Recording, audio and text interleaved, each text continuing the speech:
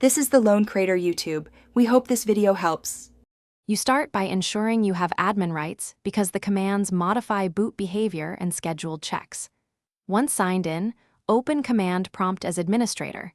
This elevates privileges so the system accepts the change. Make sure to save files and close disk-intensive apps to avoid corruption. Next, we will query the current chkdsk schedule so you know if a skip is necessary, and then apply the appropriate command.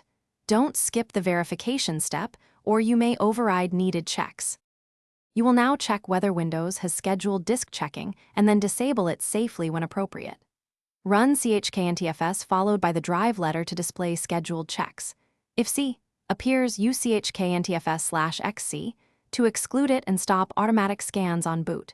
Make sure to run fsudo dirty query C if you suspect actual disk errors.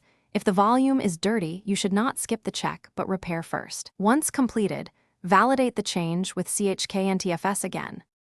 Reboot now to confirm that disk checking no longer happens. This verifies the exclusion took effect. If chkdsk still runs, it likely detected a genuine problem, so run chkdsk/fc from an elevated prompt and allow it to repair on next boot. Make sure to check Event Viewer afterward for chkdsk entries to understand what changed. If problems persist, consider running Smart Diagnostics or booting to recovery media. These steps prevent skip.